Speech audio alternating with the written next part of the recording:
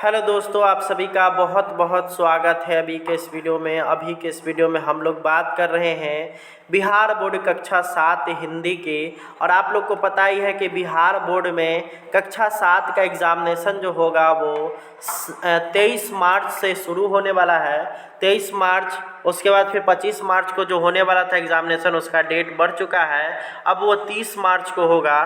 तो 23 मार्च, उसके बाद फिर है आप लोग का जो एग्ज़ामिनेशन है वो है आप लोग का 28 मार्च, उसके बाद 30 मार्च। तो 23 मार्च के क्रम में आप लोगों के लिए मैं 7वीं कक्षा का हिंदी का यहाँ पे ओरिजिनल पेपर प्रश्न पत्र लेकर के आ चुका हूँ। यहीं से आप लोग का सारा क्वेश्चन छपने वाला है। तो आप लोग से यही उम्मीद रहेगी कि अगर आप लोग चैनल पर नए होंगे तो चैनल को सब्सक्राइब करेंगे और इस वीडियो को लाइक करेंगे। तो चलिए हम लोग बढ़ते हैं क्वेश्चन की ओर और सारा क्वेश्चन आंसर आप लोग को बताते हैं जो कि आप लोग के एग्ज़ामिनेशन में आएगा। तो जब आप लोग जाइएगा एग्ज़ाम देने तो इसी तरह का आप लोग को क्वेश्चन आंसर वहाँ देखने को मिलेगा। तो चलिए एक एक करके हम लोग चर्चा कर लेते हैं। सबसे पहले यहाँ पे कुछ चीज़ें आप लोग को लिखा हुआ मिलेगा, कुछ चीज़ें आपको लिखना पड़ेगा। जैसे यहाँ पे क्लास, समय, विषय और पूर्णांक, ये आपको वहाँ पे लिखा हुआ मिलेगा। और आप लोग को जो लिखना पड़ेगा वो आप लोग को छात्र छात्रा का नाम यानी कि अपना नाम यहाँ पे लिख लेना है। वर्ग क्रमांक यानी कि आपको अपना रोल नंबर यहाँ पे लिखना है। विद्यालय का नाम यानी स्कूल का नाम आप लोग को यहाँ पे लिखना है। प्रखंड का नाम यहाँ पे लिखाएगा। और वहीं अगर संकुल के नाम की अगर बात करिएगा तो ये यहाँ पर लिखाएगा। और संकुल के नाम अगर आप लोग को पता नहीं होगा तो आप लोग अपने शिक्षक की सहायता से पता कर सकते हैं। और यहाँ आपको अपना जिला का नाम लिख लेना है, शिक्षक का हस्ताक्षर, मूल्यांकनकर्ता का हस्ताक्षर और प्राप्तांक। ये इन तीन चीज़ों में आप लोग को किसी भी तरह का कोई भी चीज़ नहीं लिखना है। ये आपके शिक्षक इसको चेक करेंगे और आपका कॉपी जमा करेंगे तब यहाँ पे ये कुछ लिखेंगे। तो अब चलते हैं हम लोग क्वेश्चन की ओर। क्वेश्चन नंबर 1 अगर हम लोग देखेंगे तो दिए गए विकल्पों में सही उत्तर के सामने सही का निशान लगाइए। पहला क्वेश्चन है आप लोग का हुएनत सॉन्ग की भारत यात्रा। ऑप्शन नंबर क हो गया कहानी है, ख कविता है, ग संस्मरण है और घ है यात्रा वृत्तांत है। तो अगर बात करेगा हुएन सॉन्ग की भारत यात्रा तो ये संस्मरण है, यात्रा वृत्तांत नहीं। ये आप लोग का हो जाएगा ऑप्शन नंबर ग बिल्कुल करेक्ट। अगला सवाल आता है कि लेखक साइकिल सीखने के लिए लॉरेंस बाग में ही क्यों जाना चाहते हैं। तो ये जो कहानी जिससे जो लिया गया है उस कहानी का नाम है साइकिल की सवारी। और बुढ़ापे में लेखक ने सोचा कि जो है अब वो साइकिल सीख ले, तो इसके लिए उन्होंने चुना कि वो जो है लॉरेंस बाग में जाकर के साइकिल सीखेंगे, क्योंकि वहाँ कोई देखता नहीं है और दूसरा है कि वहाँ की भूमि दोनों नरम है। तो इसलिए इसका जो क और ख यहाँ पे होना चाहिए, ब लिखा हुआ है, तो इसका ऑप्शन नंबर ग बिल्कुल राइट हो जाएगा, दोनों सही। अगला सवाल आता है कि हिमसुक शब्द का अर्थ है। आप लोगों ने पढ़ा होगा कहानी जिसमें आप लोगों ने एक हिमसुक पक्षी के विषय में आप लोगों ने वहाँ पे पढ़ा होगा। तो उस कहानी में क्या था कि हिमसुक एक तोता था जो किसी राज दरबार में था और वहाँ पे वो जो है राजा के सभी काम काज को अच्छे ढंग से, क्योंकि वो काफ़ी इंटेलिजेंट था, जब वो छुट्टी मांगा तो अपने परिवार के पास गया तो वहाँ पे रास्ते में उसको अमर फल वगैरह मिला तो वो राजा को ला करके दिए, परंतु रास्ते में किसी सांप वगैरह ने उसमें डस लिया था जिस कारण से वो विषैला हो गया था। जिसके बाद से उस पर यह कहानी है। तो ये हिमसुक क्या है, एक पक्षी था। चौथा नंबर सवाल हम लोग देखेंगे तो महसूस शब्द का अर्थ क्या होगा। तो महसूस मतलब होता है अनुभव करना। महसूस शब्द का उत्तर जो होगा वो अनुभव करना बिल्कुल राइट हो जाएगा। अगला सवाल आता है कि हाथ फैलाना मुहावरे का अर्थ क्या है। ऑप्शन नंबर क हो गया कुछ मांगना, ख हो गया कुछ देना, ग हो गया काम करना और घ हो गया हाथ सीधा करना। तो हाथ फैलाना का मतलब होता है कुछ मांगना। कुछ मांगने की जो प्रक्रिया होती है उसको हम लोग बोलते हैं हाथ फैलाना।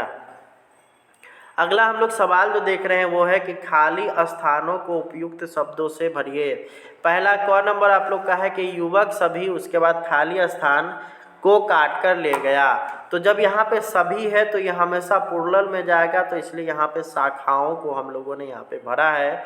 कई साल बीत और उसके बाद गया नहीं गए होगा, ठीक है, क्योंकि यहाँ पे प्लुरल का भेद हो रहा है इसलिए गए यहाँ पर होगा। आर्यभट्ट महान और उसके बाद खाली स्थान थे, तो ज्योतिष शास्त्री थे, किसान नहीं, ठीक है, इसलिए इसका ज्योतिष शास्त्री यहाँ पे आप लोग का भरा गया। अगला जो सवाल है, बंद गले का लंबा कोट के लिए एक शब्द है। इसमें दो शब्द दिया गया है, हैंडल और अचकन। तो जो बंद गला का जो कोट होता है उसको अचकन कहा जाता है हिंदी में, तो इसलिए इसमें हम लोगों ने भर दिया है अचकन। अगला हम लोग देखेंगे, वीर कुंवर सिंह के पिता का नाम क्या था। तो वीर कुंवर सिंह के जो पिता का जो नाम था वो बाबू साहबजादा सिंह था। आगे हम लोग देखेंगे तो यहाँ पर आता है कि निम्नलिखित वाक्य वर्तमान काल में है, इन्हें क्रमशः भूत और भविष्यत काल में लिखिए। तो यहाँ पे आप लोग को लिखना है, सबसे पहले यहाँ पे क्वेश्चन जो दिया गया है कि मुझे पैसों की ज़रूरत है, ये वर्तमान काल है, इससे हम लोग को क्या करना है, भूतकाल और भविष्यत काल बनाना है। तो जब भूतकाल बनेगा तो मुझे पैसों की ज़रूरत थी, ये हो जाएगा, मुझे पैसों की ज़रूरत होगी, ये भविष्यत काल होगा। अगला यहाँ पे ख नंबर अगर देखेंगे तो मैं तुम्हें कुछ देना चाहता हूँ, ये वर्तमान काल है। इसको अगर हम लोग भूतकाल में अगर बदलेंगे तो मैं तुम्हें कुछ देना चाहता था, और वहीं पे अगर बात करिएगा इसको भविष्यत काल में अगर इसको चेंज करना है तो मैं तुम्हें कुछ देना चाहूँगा, यहाँ पे आप लोग का हो जाएगा।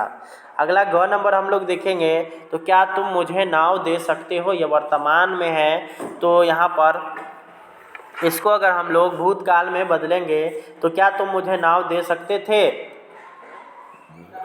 उसके बाद है इसको भविष्यत काल में अगर हम लोग चेंज करेंगे तो क्या तुम मुझे नाव दे सकोगे। अगला हम लोग देखेंगे घ नंबर, तो मैं खेल रहा हूँ, वर्तमान काल, इसको अगर हम लोग भूतकाल बनाएंगे तो मैं खेल रहा था, भविष्यत काल बनाएंगे तो मैं खेलता रहूँगा, ये आप लोग का भविष्यत काल हो जाएगा।